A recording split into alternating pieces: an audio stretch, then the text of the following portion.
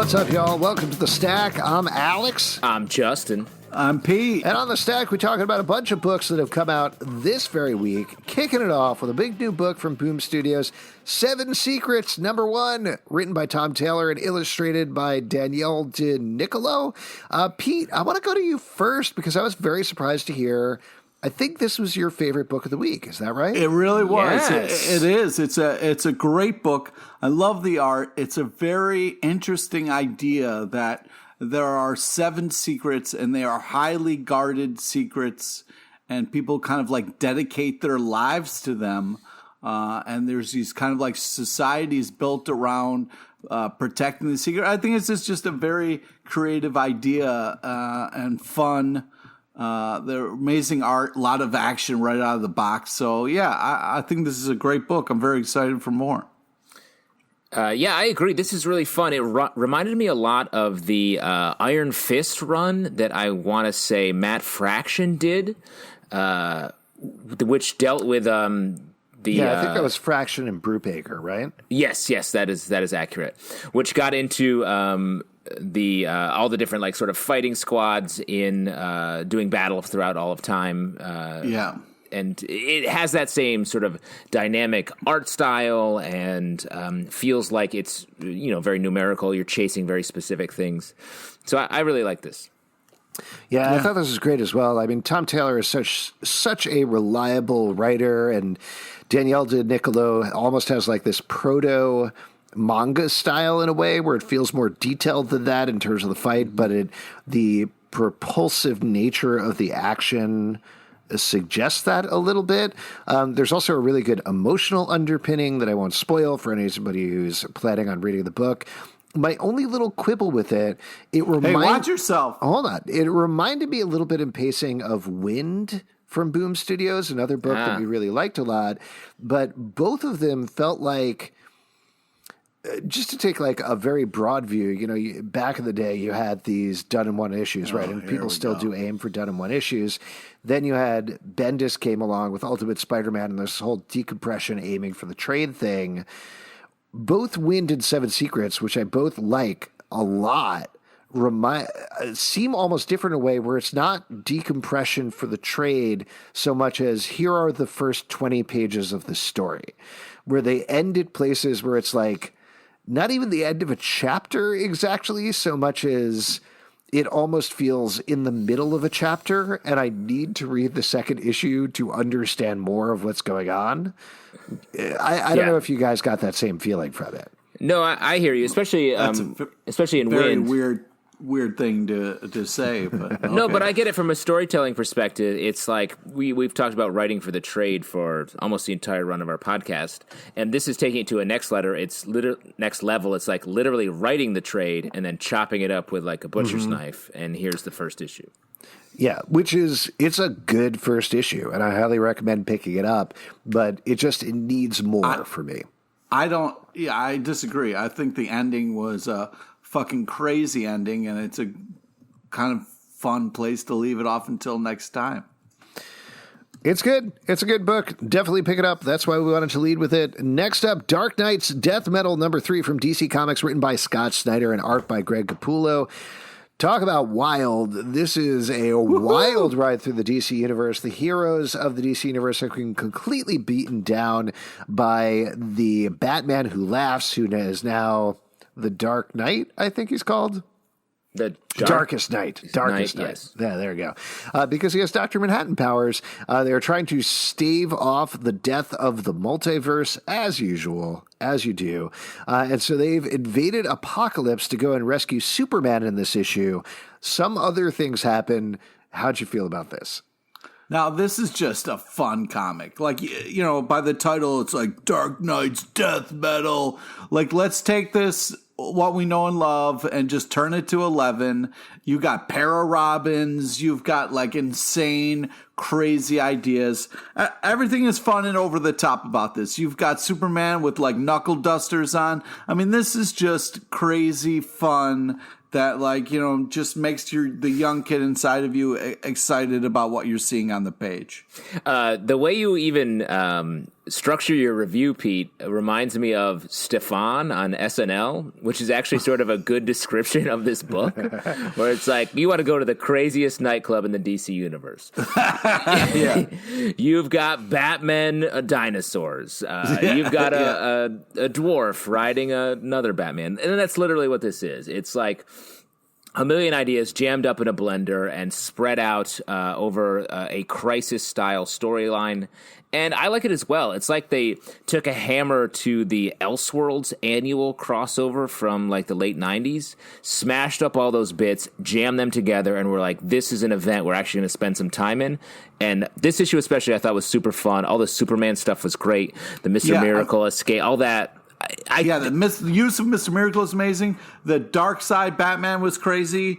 Like seeing Wonder Woman with like a metal ass chainsaw was just so badass. I could do with a few less Batmen.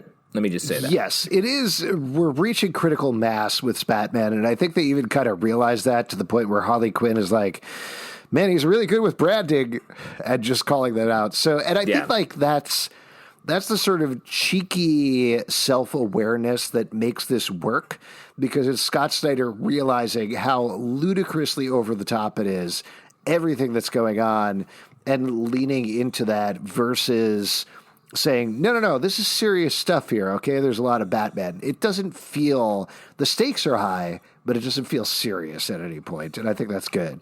Like, that gets into one of my favorite characters from Scott Snyder's run. We get Jarro, the pint-sized Starro, who thinks Batman is his dad. Come on! It's great. It's super fun and cute. That's enjoyable. I did want to ask you guys...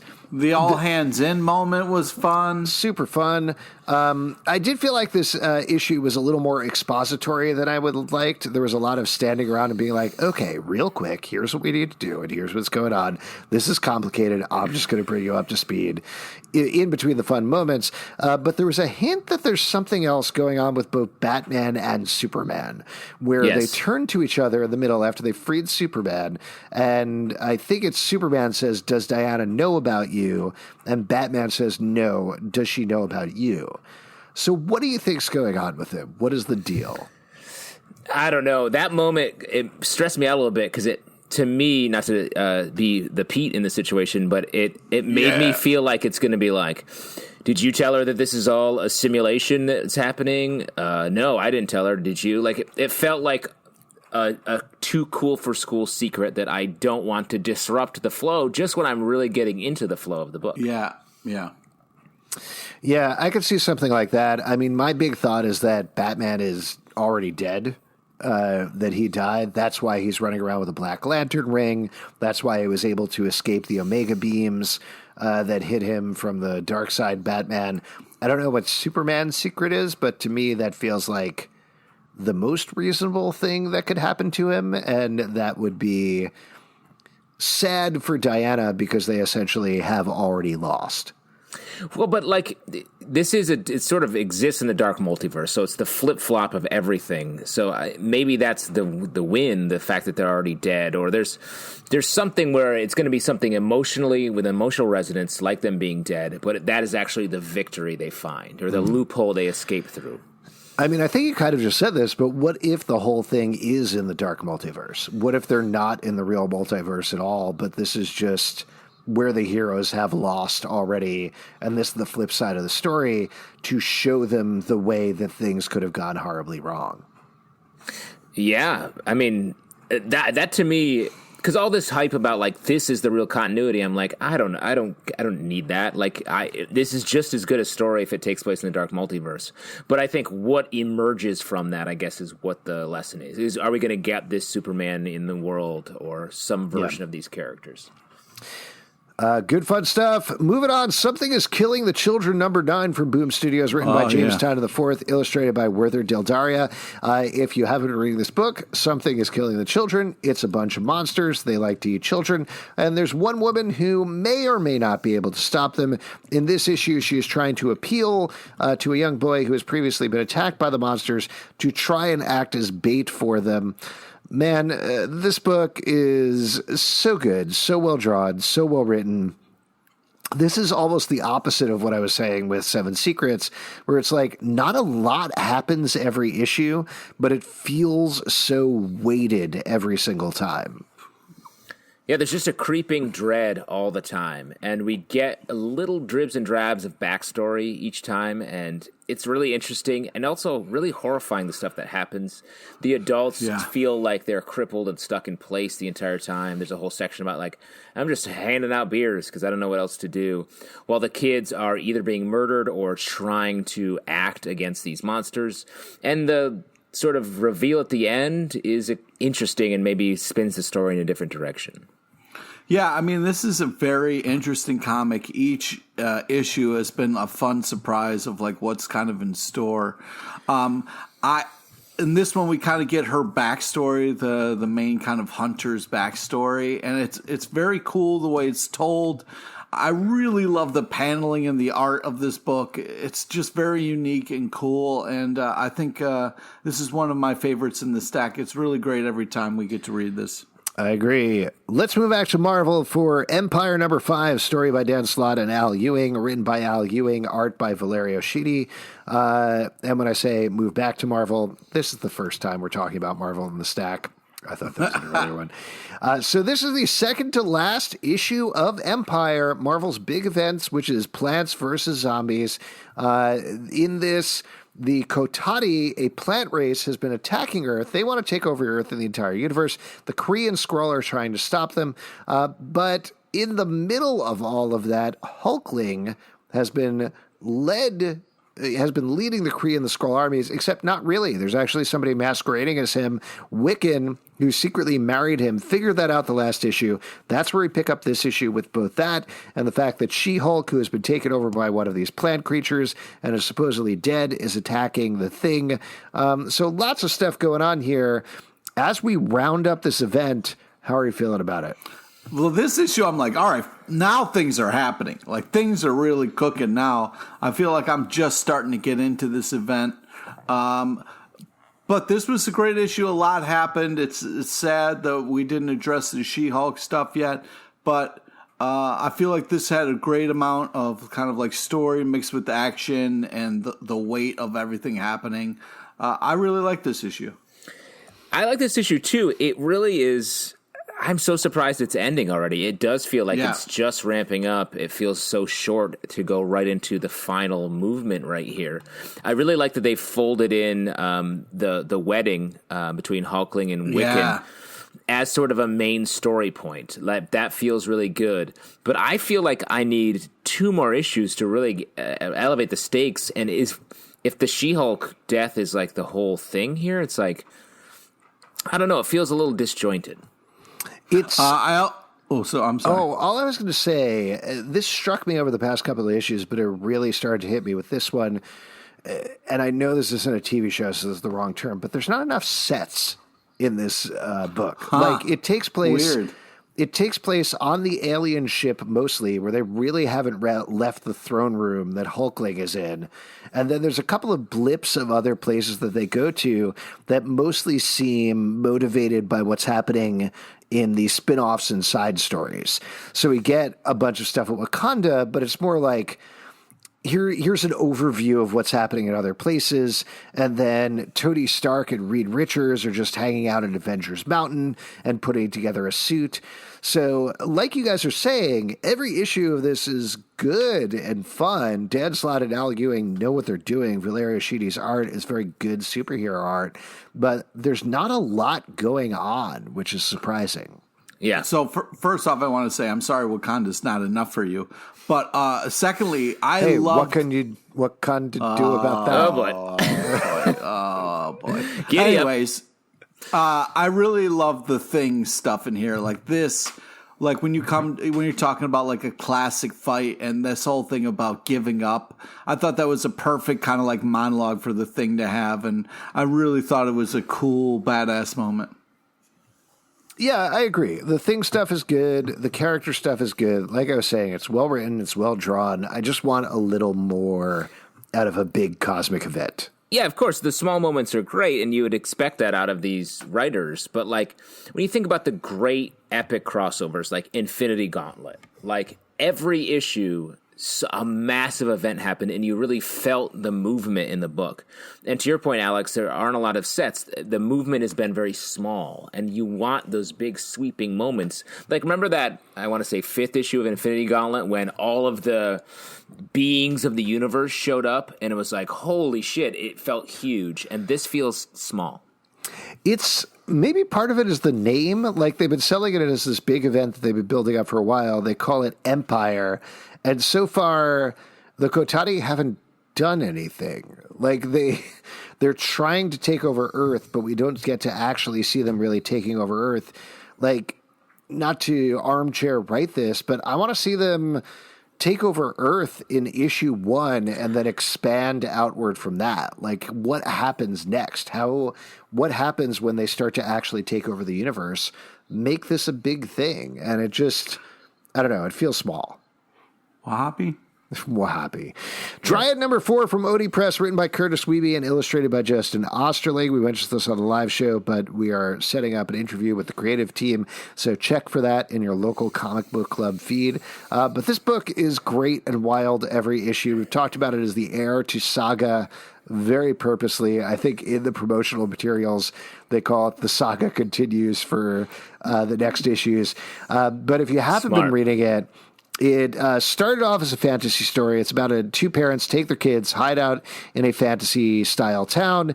Turns out it's not really a fantasy world. It's actually a tech world with some fantasy-looking creatures. Magic has disappeared, except the dad actually has magic. And last issue, they got picked up by a mercenary team and taken back to the city that they had fled from. That's where they had this issue. Things go terribly wrong from there. I just don't know what this book is from issue to issue, and I love that. I love it. Yeah, it's mixing up a lot of stuff in a good way, though. It's moving through it very specifically in a smart way, so I'm totally on board with it.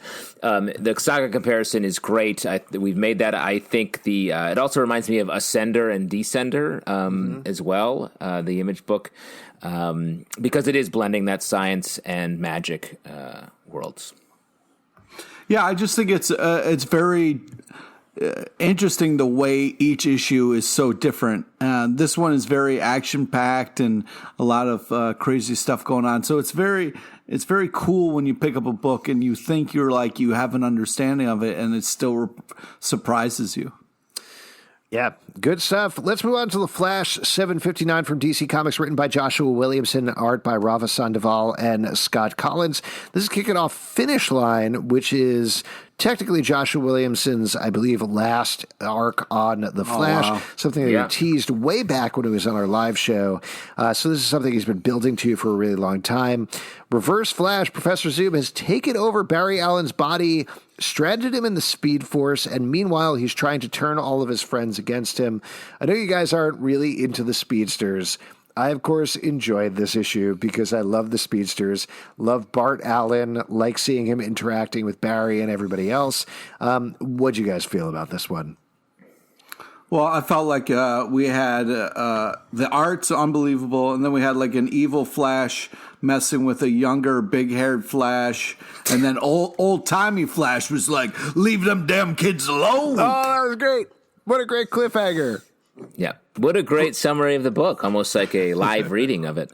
Alex, as such a fan of the Speedsters, have you? Does this make you do wind sprints, or does this make you try to speed up in your own life?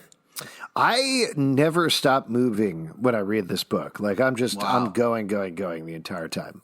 Always on your treadmill that doesn't travel through time. You're very terrestrial. My comic treadmill instead of my that's good stuff. Oh, boy. I like this. I love Impulse. One of my favorite characters in the original comic way back in the day. So it's great to see him here and sort of getting a little bit of an emotional moment, which I think is something that's been missing from the character of Bart Allen for a while. And it's sad to see Barry Allen being such a jerk. Yeah, there you go. Next up, Adventureman number 3 from Image Comics, written by Matt Fraction, pencils and colors by Terry Dodson, inks by Rachel Dodson. This is about a woman who discovers that the old-timey pulp hero she loves and obsessed with was actually real. She becomes the heir to his power and his mysteries and everything else. And this issue, she's dealing with that in some very weird ways. As it turns out, she's just getting real buff and larger and getting information that is powered by the pulp stories that powered Adventureman. This is great. Like, I love seeing Matt Fraction just having fun and also clearly just leaning into letting the Dodsons do their stuff. Yeah. Yeah. I mean, this is one. I mean, if you're going to say it's, the art is worth picking this up alone. I mean, this is definitely. If I was going to say that, Pete? If anybody was going to say it. If any one of the three of us were to hypothetically say that, let's call it a catchphrase. Yeah. I feel like the story is good, but really, it's just fantastic art. And it's so weird the way we're kind of jumping between worlds and stuff. But I'm very interested in this story. I think it moves really well, and we're kind of finding things out with the main character, which is cool. But yeah, it's interesting. I'm curious to see how this kind of unfolds. The main character grows 15 inches in her time. And what would happen if you guys, one of you or both of you, grew 15 inches? Whew. I would probably scratch against the ceiling, first of all, in this basement where I'm taping right now. That's right, because you're already 6'2", right? Yeah, I'm very tall, as you guys know. Yeah. Maybe you have grown this much. We don't even know. I don't know. That would probably hurt a lot, right? Like, Justin, you probably know this, but when my kids grow, they go crazy. Like, legitimately insane. Yeah, when children grow, they scream the entire time, right? That's what's happening with my kids. Pete, if you grew, you'd be mad, though, because you like to be Wolverine-sized. Yeah, I like to be short, but I would say if I would have grown 15 inches, maybe like during high school, that would have been glorious. Really could have changed my volleyball career. Too many inches. Too many inches. I don't like it. Also, I'd like a longer definition of volleyball career eventually, but that's cool. It's cool for now. I like this comic a lot. I think we've given sort of the crown of cleanest comic to a TV or movie adaptation to Kieran Gillen's Once and Future. I think we can share that crown with this book. It feels like very much a writing it for the eventual TV show or movie that this would become. Yeah, and Matt Fraction and Kelly Sue DeConnick have that TV production arm, Neutral Milk Hotel, or whatever it's called. Hipster Slam! Yeah, got you guys. No, I love you. I think you're amazing. You had me over your house once. It was very nice. Marauders number 11 from Marvel Comics, written by Gerry Duggan and art by Stefano Caselli. The Dukes! This is, man, this cover, man. So nervous with this cover. You know, I love the Kitty Pryde, man. I was real nervous, man. I was really freaking out. I was tweaking here. It's game over, man. Game over, man. So the Kitty Pryde was killed off a couple of issues back by Sebastian Shaw on a boat. She wasn't coming back. She wasn't allowed in Krakoa. They couldn't reincarnate her in a new body. That's what this issue is dealing with. I'll spoil it right here. 3, 2, 1. Kitty Pryde comes back. They figure out how to get her back. It turns out that she wasn't able to phase through their eggs, and all Emma needs to do is pull her through. And I'll tell you what, I love that Gerry Duggan is pushing the frenemyship, or whatever you want to call it, between Emma Frost and Kitty Pryde. So much fun. I'm glad she's back. I know there's more mysteries to figure out, but this is a good book. I enjoyed it. I got some questions. Yeah, what up, Pete? So we get kind of, she has like a Viking funeral. Do they purposely kind of make her look like Michael Jackson in the boat, or is that just me? Like, it was weird choice where she has like the kind of red jacket and then the quarters over her eyes or $50. Oh yeah, like how Michael Jackson always had $50 over his eyes. No, but I mean, it looks like a Michael Jackson outfit. Maybe like Captain EO? Yeah, maybe I'm just, maybe it's just me. But anyways. Let me argue, maybe say, Pete, I feel like maybe you're looking, because it's an X-Men book, you're maybe looking for something to, I believe it's called nitpick? Oh, interesting. Or Pete pick? Yeah. Is that what we should? I don't. Yeah, I mean, so we see a funeral and then it's like immediately like, no. It was just the we didn't figure out the eggs part right, which, okay, cool. But then there was this weird moment where it was like, yeah, it took 18 eggs. Oh, so she's 18 now? Like, that was a weird pervy moment. Oh, hold on. You were, first of all, definitely misinterpreting that, but I did want to ask about that moment, just because it's Nightcrawler calls out that they tried to resurrect her 18 times. I did a quick search for that because it seemed to me that was like some sort of religious thing that I wasn't picking up on. I couldn't find anything on it. I don't know if you guys know if there's anything from non-Judaism. I wanted to say Christianity or Catholicism, but something that is about 18 resurrections. Is there anything about that? Not that I know of. That's why I thought it was something about her age or something, because she's always been younger. It's not about the age. It's definitely about like the 18 resurrections. So I don't know if it means that there's like 18 Kitty Pryde bodies out there that Nightcrawler is going to find, or if that is a specific reference to something. It was definitely a weird moment, but it was not a creepy age moment. Okay, well, it's definitely a weird moment that stuck out to me. I would say we're not the most theological podcast hosts when it comes to doing a deep dive on a religious reference. Pizza priest, though. Pizza priest. No, pizza priest. Hey, pizza priest. Yeah, I'm a pizza priest. I'm not a regular priest. Nice. I don't know the reference. I did like this book. I liked the position Kitty Pryde had in the X-Men world, where she was sort of outside-ed and not allowed. It was a good mystery. I don't know if that's over now or what the deal is going forward, but I think this book is a fun sort of side book to the X-Men universe right now.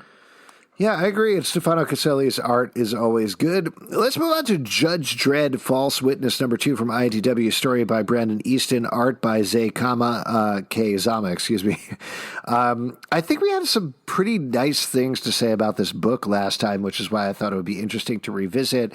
This is somebody on the outskirts who lives in the wastelands outside of Mega City 1, comes into the city, finds out that him and other people like him are being harvested, and that's where we pick up this issue. He continues to run very parallel to the storyline with Judge Dredd, but I like this book. Like, I think I'm surprised how much I like this book, because I'm not the hugest Judge Dredd fan, but I think it's doing a good job of channeling social commentary, storytelling, character along the way, even though you do have these two characters that really have not met yet at all.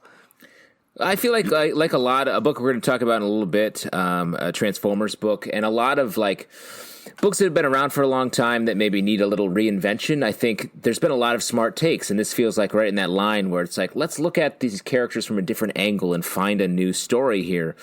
I don't know what, so I like this. It reminded me of a show called Exo Squad. You guys ever watch Exo Squad back in the day? No, I've heard the name. Pete, no? Nothing. Yeah, I don't know. Cartoon, very cool.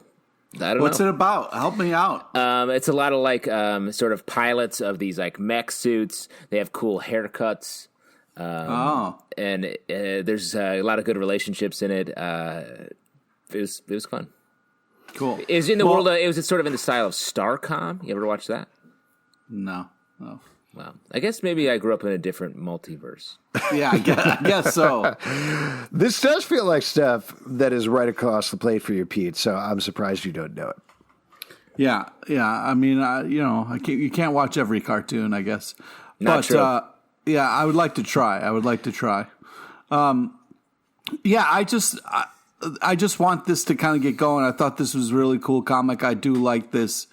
But I wanted the kind of main characters to kind of come together a little bit. It seemed a little too side story, but I really think it's very cool. Art's great. Let's move on to something that was a huge surprise for me in a very pleasant way. Wonder Woman #760 from DC Comics. written by Mariko Tamaki, art by Mikel Janin. This is so Wonder Woman is at least initially going up against Maxwell Lord, thinks Maxwell Lord is brainwashing a bunch of people in the city. By the end, things seem to be going in a very different direction. Mariko Tamaki is, on such a roll, just with writing, with her storytelling, with everything that's going on. This is one of the better Wonder Woman arcs I think I've read in a very long time. I love that it's not mining the Greek god stuff anymore or anything like that, but it still feels very emotionally grounded. And man, Mikel Janin's art is gorgeous. So good. Yeah. The art is so good in this. How about that cute rabbit? I mean, damn. Yes. Mulaney the rabbit, I believe is the name. Yeah. I also want to call out the cover, which is one of the best covers I've seen in a really long time. Yeah, just Wonder Woman, like, kind of talking shit to robots. I loved it. Well, what I like about a lot with this and a lot of Mariko Tamaki's work is rather than, I feel like there's such a trend in trying to scoop up every aspect of a character's and trying to like mash it up and be like, this is what it all means. And I think that's just it's so much work when this is just a great story that is like scooping up some aspects and being like, here are the things about Wonder Woman I want to talk about, and then telling that story. And I think this is great. If you're a fan of Alias, the Bendis book from back in the day, the Jessica Jones character, I feel like there's a connection point there, especially with the Purple Man stuff in this book. Yeah, you got the creepy mind control guy, but yeah, I really think the art's great. We get the parademons. There's a lot of fun stuff going on. But yeah, the writing is the real hero. This is very interesting. I'm excited to see where this goes. Let's move on to a new book from Image Comics, Big Girls #1, story and art by Jason Howard. This is about a world where some children are growing to gigantic size. Yeah. Men grow into monsters. Women usually grow into gigantic helpful people. There's one... Such a true statement. Yes, gigantic helpful woman who is trying to hold back the monsters, and that's basically what you get in the first issue, as well as some moral quandaries. I overall like this, but had some concerns about it. Curious to hear what you guys think, though. Yeah, there was a kind of real fucked up moment in the book. Yes, that I was like, I don't know if you can come back from that, but it's a fun premise. It's cool. The art's great. I'm excited to see where this goes, but it's an interesting enough story that I'm definitely going to pick up the next issue. Yeah, I agree with that. It felt like of all the comics we read, it's like it's so hard to have a premise that feels super fresh and then executing it in a way that invites you in with the characters. And I think this book does a good job of that. And it's a fun, surprising idea, and it's such a visual idea that I think is well done. And the emotional hit that I guess we're not spoiling, it was sort of harsh. Especially the way the story was told, where that harsh moment happened, and then the reason why it happened came after, which I think was smart from a storytelling perspective, but a little more difficult to read. Yeah, it was tough on the reader. I'm curious to see where they go with this one, because my big concern about it was I love the idea that men grow up to be monsters. Women are the only people who can protect us. Like, there's so much metaphor that you can mine there, and I think it hasn't quite gotten there yet. And it also muddies the ground a lot with the reveal at the end of the issue, which, again, I won't spoil here.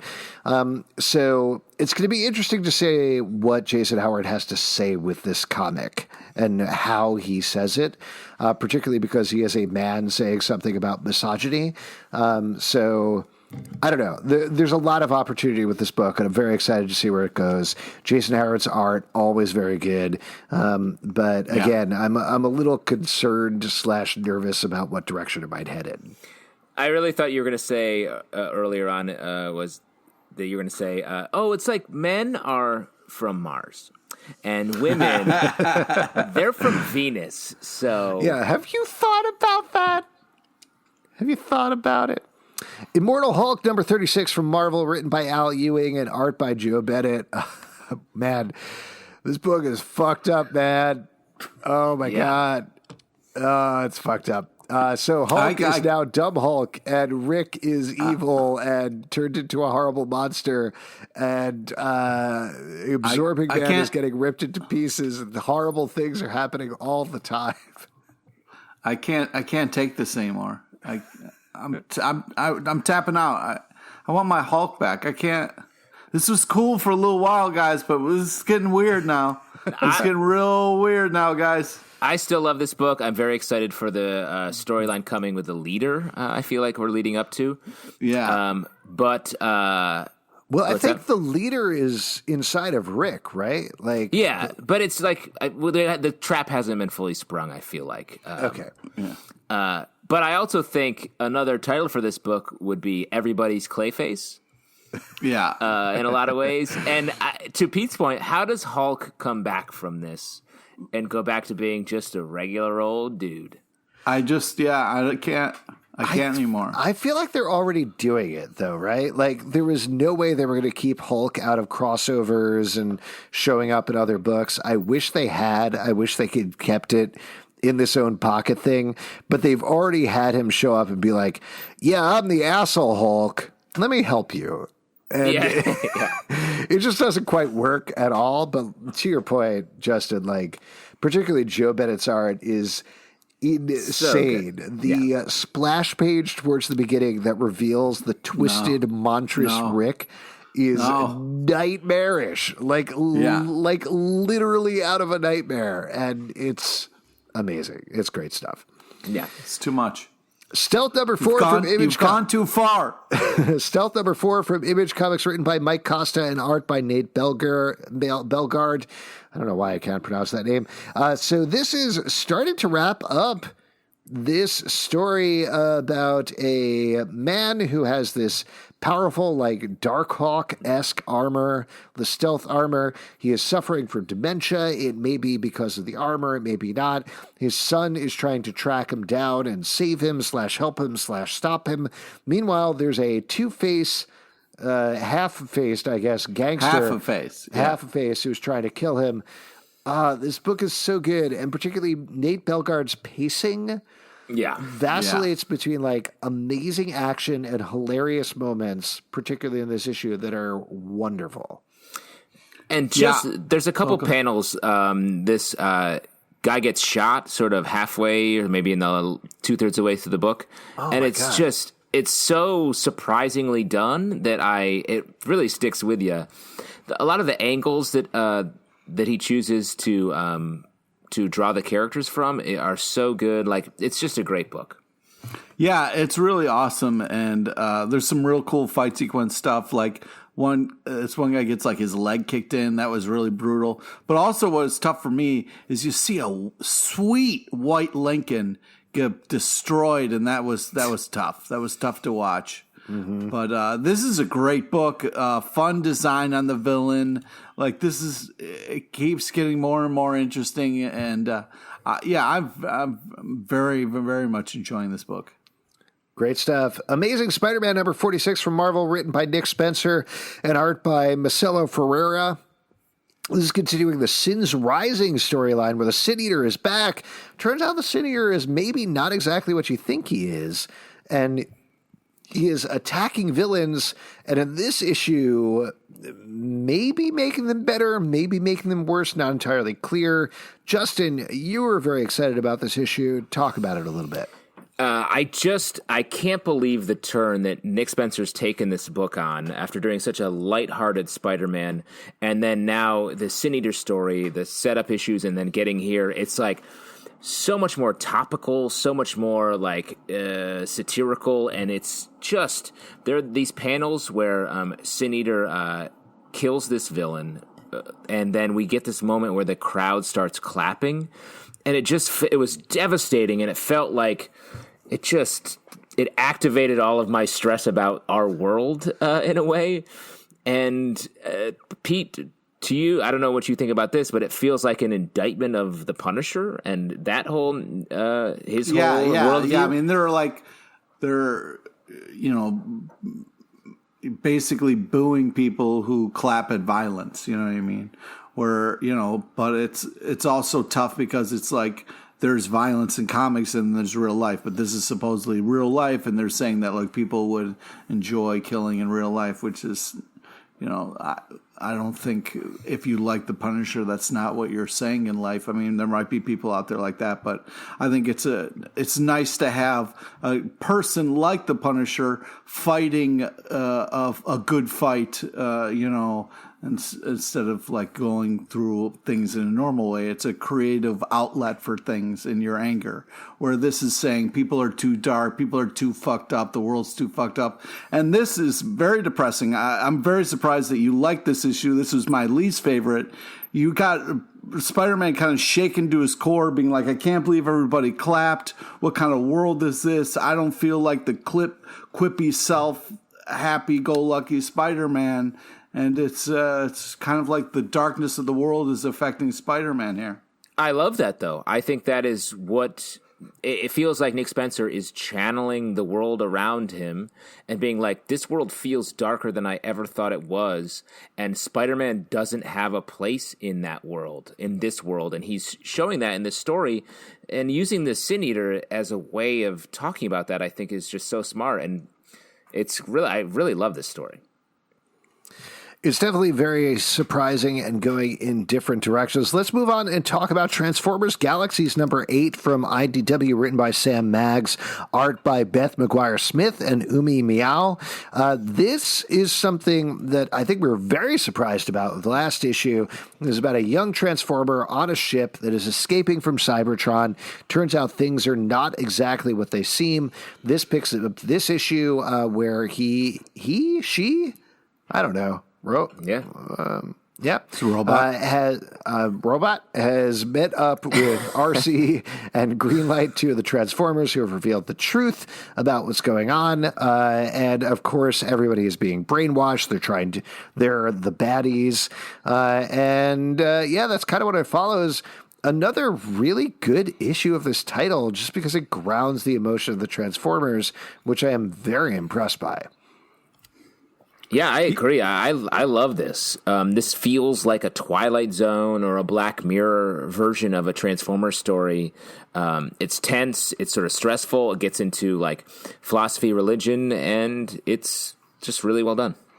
Yeah, it's very interesting. It's cool to kind of see these characters kind of find this information, struggle with it and stuff. I think it's hard because I keep wanting there to be more Transformers that I know. I mean, they talk about Cybertron and all that kind of stuff and Primus, but like I keep wanting to see, like a different, Transformers that I know from the 80s and from the cartoons and stuff like that. So, but the fact that they're telling this kind of more original story is very cool.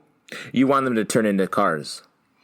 No, I just want, Razorbeak to be in the background spying on them, or something else. Would you say there's more than meets the eye here? Yeah, there is more.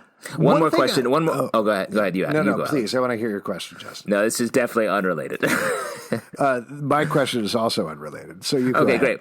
Well, then let me ask you, Pete. As a pizza priest, are you marrying slices back together, or how does that work? Are you a priest to slices of pizza, or are you bringing the good word of pizza to the people? I'm doing both. I am bringing slices together. I am also, trying to make sure that people know about the good pizza and, are partaking in some good pizza. Do you ever take 2 slices of pizza and hold one on each hand and say, I now pronounce you, and then slap them together and say, calzone? No, I wouldn't do that. Oh, okay. That's sacrilege. Got you. Back to the Transformers book. The main thing that I was thinking about the entire issue, do Transformers kiss? And when they kiss, does it sound terrible? Like, because they're two, like... Metal on metal. Yeah, like 2 cars smashing into each other. Yeah, but it doesn't sound bad to them. Right, but would it sound bad to us humans? Yes, yeah, sure. Like when cars kiss, we call it an accident. Yeah, it's loud. Yeah. That's true. Last book we're going to talk about, Excellence number 9 from Image Comics, written by Brandon Thomas, created and art by Carrie Randolph. I know we have talked about every issue of this book, but every issue of this book is absolutely insanely phenomenal. Oh my God, so good. So good.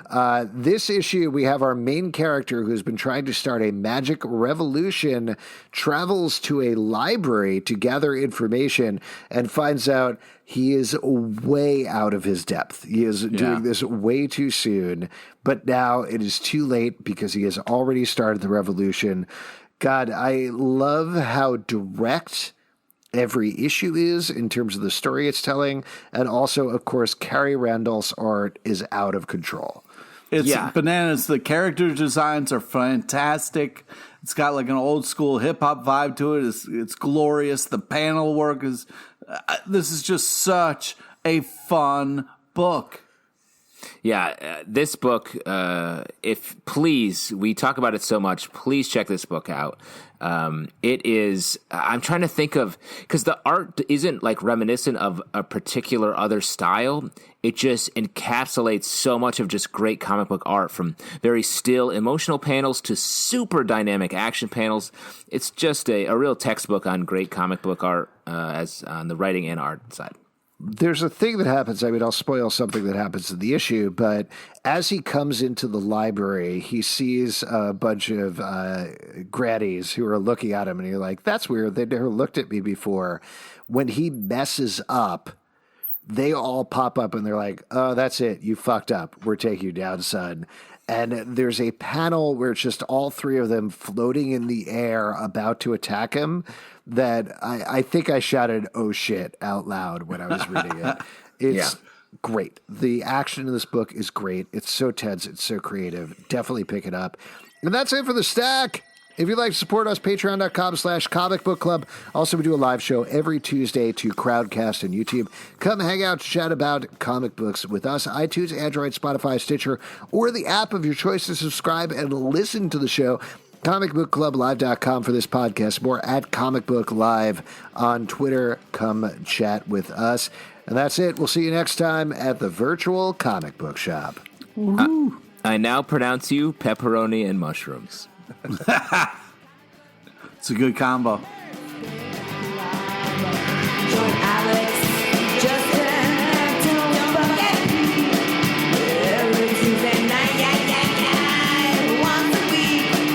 Blow your mind with